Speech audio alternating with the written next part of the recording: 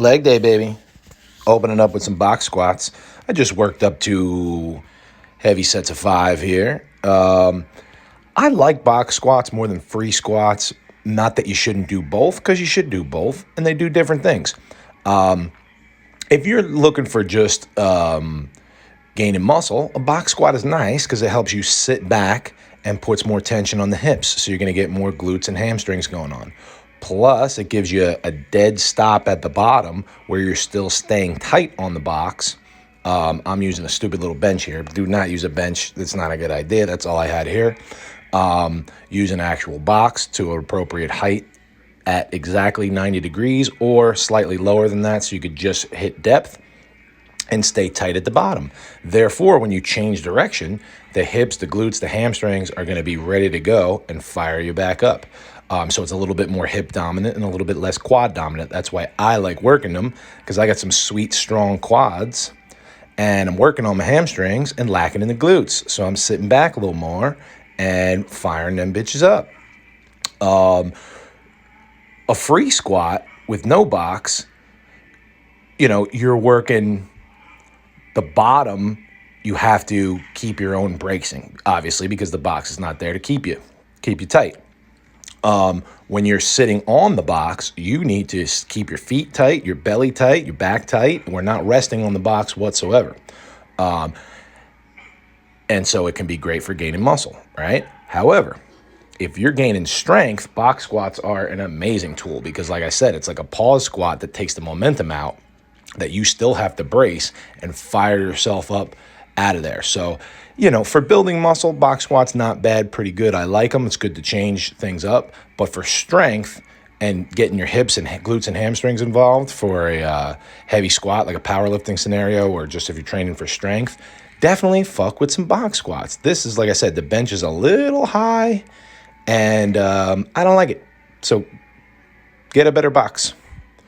This fucking hack squat machine, I don't like it. As you can see to the left of the screen is the regular hack squat where you're really working quads.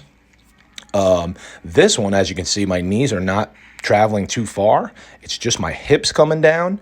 That's why I'm trying to fucking find out where I want to put my hands here, because it's not like a regular squat.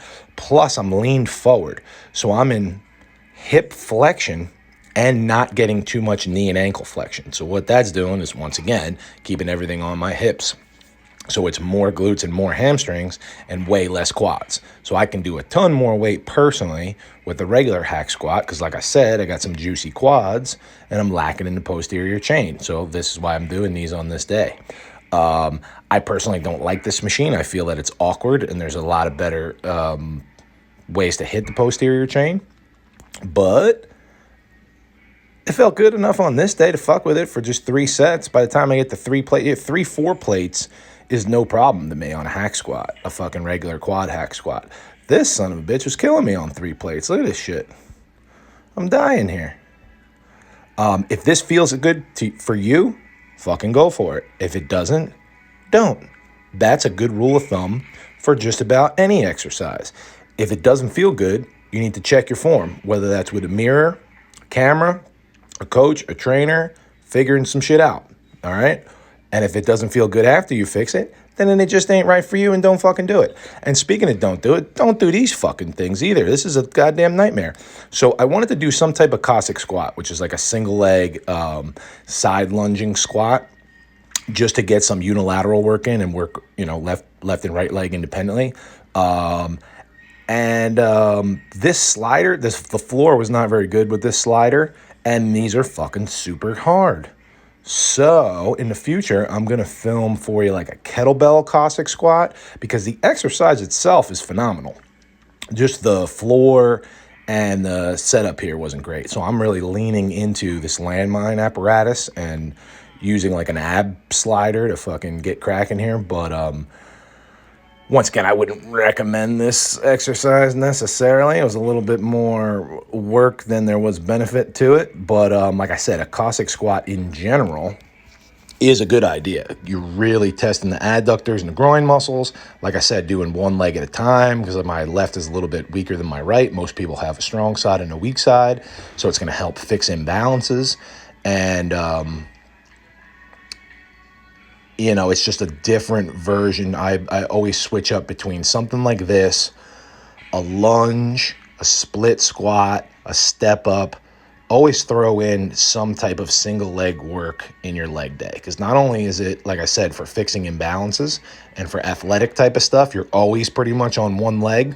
So if you're training for sports or something like that, definitely need some single leg shit. And either way, if you're just trying to build muscle, it's fucking harder. Way harder. You know, you have way less than 50% of your strength on one leg. It's not like you can squat 500 and you do 250 each leg. They work together, just like everything else in the body. So I finished off with some stupid landmine squats here, just as a finisher. But like I said, I'll film some better Cossack squats with like a kettlebell or some other way to do this. I really like these in warm-ups for like a sumo deadlift or even any squats. But like I said, I wouldn't recommend this landmine situation unless you had a better sliders or a better floor or some shit. So speaking of deadlifts, here we are with just some sumos, and I just work up to I think 555 or 545 heavy top single, so nothing crazy, because this is my first time deadlifting heavy in like 9 months at the time, at least. Stupid government shut down the gyms, and I'm doing stupid body weight exercises at home and all this nonsense. And this is my first time actually cranking with a heavy deadlift. So my personal record's slightly over 600. So getting to 545 on the first day back is not too bad. I was pretty happy with this day. You know, nothing crazy. Just started hitting some heavy singles. But I guess I'll have to do a whole video on deadlift tutorial, whether you do a conventional stance or a sumo stance. But different tips and techniques for each one. Either way, what I would notice here is just my breathing. I'm doing forceful exhales on the way up to the bar, not only to set my nervous system right, but pull my rib cage down so it's in line with the pelvis. And then inhale as much as I possibly can to brace my belly. That's literally what engaging your core means. Here's that top set of 545. You're going to like my shit, share my shit, and I'm going to get you at the next one. Peace.